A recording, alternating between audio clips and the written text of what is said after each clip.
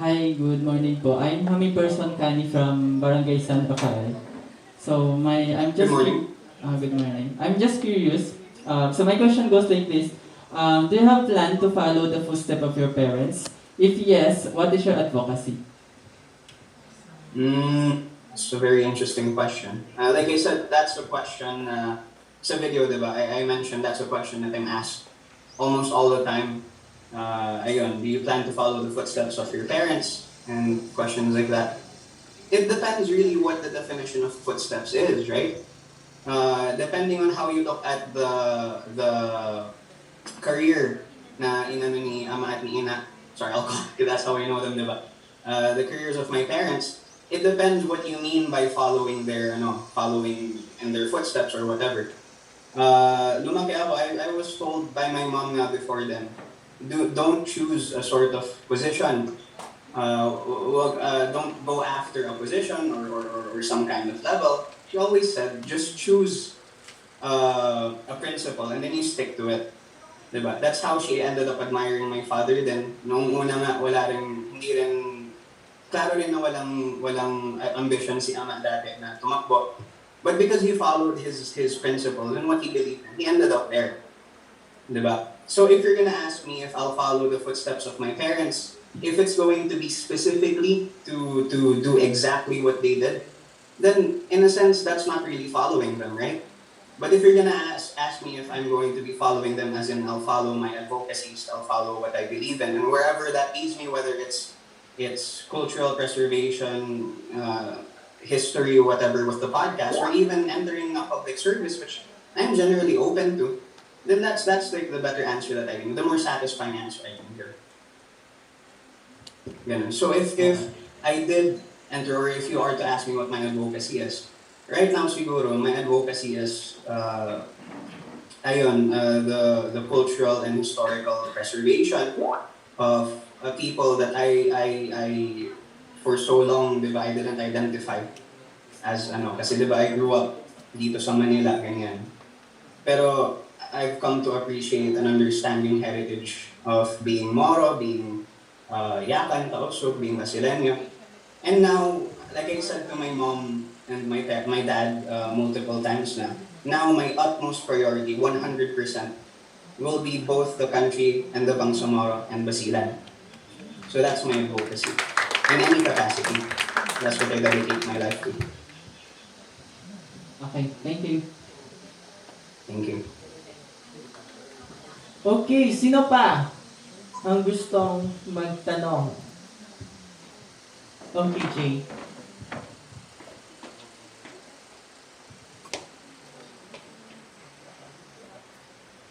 Hello, sir. Magis morning. My question is, why do you think most of the youth now are misled by the true meaning of empowerment? Should I say it again, sir? Why? Sorry, could you repeat your question? Why do you think most of the youth now are misled by the true meaning of empowerment? Are misled by or okay? So misled from the true meaning of empowerment, like what it really is supposed to be. Yes. I think being misled at the true meaning of empowerment. I think one of the things about youth, isa sa mga aspeto ng pagiging youth is the aspect of excitement. When we're young, like I am right now, we tend to be very excited to go out and then make a difference in the world. Sometimes that leads us to making rash decisions. Sometimes that leads us to sort of finding some kind of belief, and then without the proper checking whether or not this is like a good, solid kind of principle, we hold on to it specifically because we're so excited. So it's not necessarily the youth's fault. Di naman natin kasalanan na excited tayo. But we want to be able to make a difference. That's why I talked about calculated ambition. Because we have to be ambitious and we have to want more. We have to want to achieve more. Pero hand in hand with that goes the responsibility of knowing and double checking kung correct na yung stances natin. So if you're gonna ask me how about the youth being misled, it's oftentimes I think because they might subscribe to beliefs that they haven't fully checked yet. or they haven't really, and I would consider that to be kind of irresponsible, especially for the youth. So a solution for that would be for us to really always take a step back, see if what we're doing is really good. Because sometimes we might also cause harm in our excitement. So ayun siguro. Thank you po.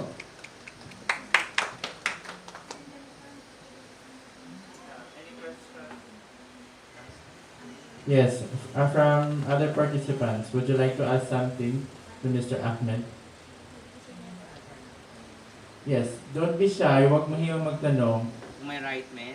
Yes. Yeah, don't be shy. Ako, I'm very shy right now. Hindi ako sanay sa ganito. Well, good morning, Amin. Good morning. Yes po. What advice or maybe a story can you tell from your achievements that could maybe inspire young leaders to pursue more or to continue their journey? Yun lang. That's a very good question. Thank you. In terms of my achievements, I have a few, but almost all of them have sort of the same message. So I don't know if na-mention nga yung mga nagawa ko or supposedly my accolades. But oftentimes I went nga during my high school career, I would go to many other countries para even in Manila locally to take part in different kinds of competitions. Minsan science, minsan Model United Nations.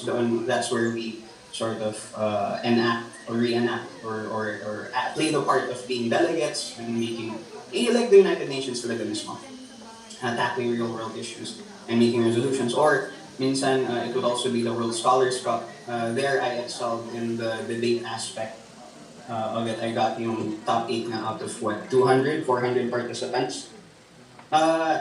In all of those things, always, every time, at the very beginning of said competition, I always found myself absolutely nervous. And I always had this sort of imposter syndrome now, or some kind of, oh my goodness, these guys are insane, they're so capable, they're so good. Ang ginagawa ko dito, patay ako, di ba? I would face off against these, especially yung sa debate, kasi these guys are really good. But what I quickly realized was, somehow I could keep up. Which means, if there's any advice that I could give to other young leaders. I'm not exactly comfortable calling myself. I think that's something other people should say about you. But if there's any advice you could give to anyone who might be like going through stuff like that, believe na lang siguro in what you've your skills and the things that you've accumulated. Diba? That's why I've grown to believe in my ability to write and express myself, because that's helped me in debate and that's helped me in Model United Nations. You'll be surprised what you can accomplish if you just let go of being nervous and then really just try it out and continue to express yourself and explore. Pero nasa skills din yan. You'll notice na the other people that you might be competing against or the people that you might be nervous, or the people that might intimidate you, maybe they're also intimidated themselves. Or maybe you'll find out I can keep up with them pala. Whenever I always summarize or think about yung international things nga that I joined, the international competitions I've joined, one of the things I noticed was I could keep up. Like it wasn't like I was getting destroyed. With proper preparation and training, I could keep up. Which means, from a larger perspective, as Basileño, as Moro, diba? As someone from Mindanao, all of us can keep up. If someone like me who's not necessarily, I don't consider myself a good student, no? Medyo interested ako sa extracurriculars. So someone like me who's not necessarily all that aggressive can keep up. Paano lang yung mga iba among us who are actually really, really brilliant, at least as compared to me. So that's the best message I ever got from yung international ko. We can keep up with proper training, with proper it's easy. We can keep up, yun na. So don't be nervous. Thank you. Yes. Any more questions from the crowd? Or maybe we could entertain 2 to 3 questions. Yes. from Mr. Daniel.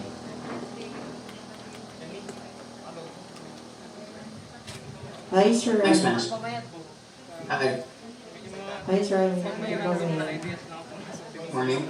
I am Daniel John, a real family member of Guy. So here's my question. As a, Yes. le- as a leader, we can't escape the fact that there are conflicts or barriers getting in our way. What are these barriers that blocks or hinders you to your success? Where there are times you felt stuck in the situation? Hmm. As a leader, again, I feel awkward calling myself that, but say, all right, hypothetically, as a leader, barriers, difficulties to success that I've encountered, if that's the question. Yeah. When it comes to barriers and difficulties for achieving what I want to achieve, usually, if we're talking about in terms of leading, that means you're in charge, or at least a group of people look up to you. Because and I would consider the problems to be part of that aspect. So when you want to do anything in this world, you're gonna face challenges for sure. You're gonna face other debate teams. You're gonna face other science geniuses or whatever, and then you're going to also face against other incredible people, and in model United Nations.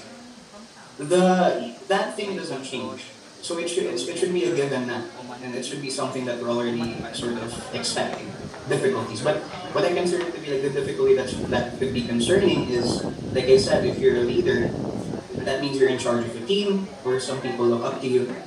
The real weight and the real difficulty comes from that aspect. How are you going to manage the people that look up to you, or that look to you for answers? How are you going to come up with strategies?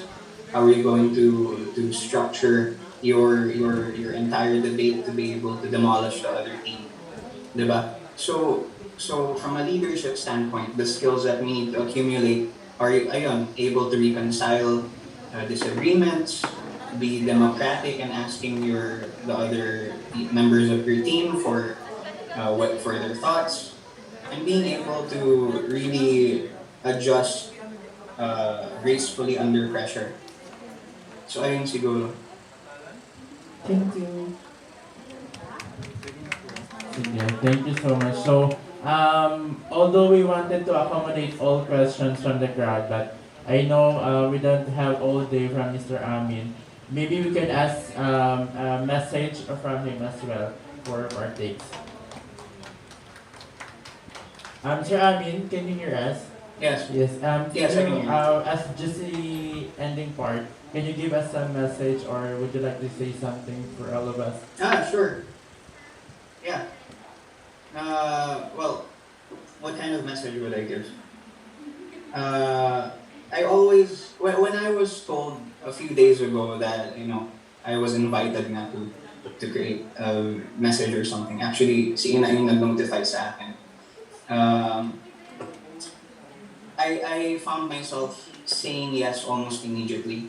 I found myself saying yes because I'm always excited to be able to not necessarily just speak, but be able to interact with people who would be considered future leaders. Because I'm always excited to see the people, who are around my age and my other contemporaries, and seeing what they're doing and how they plan to sort of create a better future for their communities and where they're from. Lagi akong na-excite sa ganyan. So I said yes almost immediately.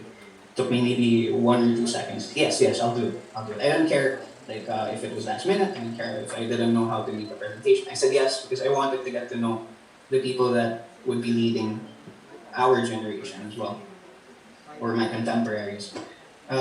If I'm gonna give any sort of message, I'm not sure if I could give any sort of expertise advice or anything like that, because I consider myself to be, I regard all of you as equals, and my contemporaries, my allies.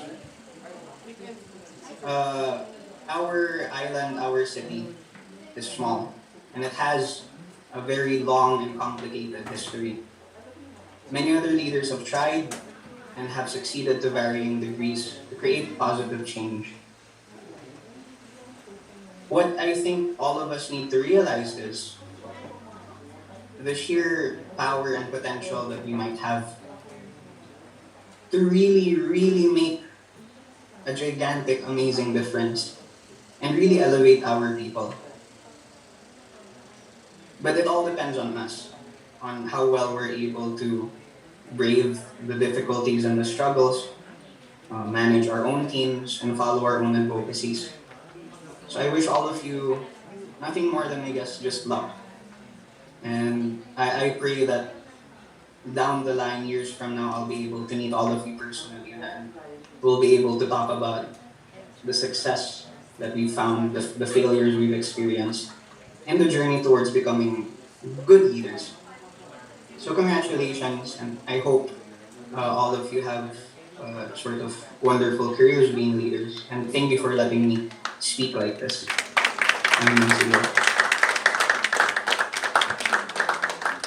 And so thank you so much, sir. Although some of us might be nose bleeding right now because of the English, but we learned a lot, and I know that the youth of today or the participants of this first ever Happy Sabalit Summit were enlightened and encouraged to be a catalyst of change and to create more impact depending on the advocacies that they have. So, if there's one thing that we wanted to describe you, you're a person with a cool, calm, collective character. You get the knowledge, you get the image, and a lot of things. It's really a cool, calm, collective character. So, once again, let's give a round of applause to Mr. Ahmed Hatama. Thank you so much sir, for having us. And for having Thank us. you. Sir. Thank you. Assalamualaikum. Malaikum assalam. Sir Jed,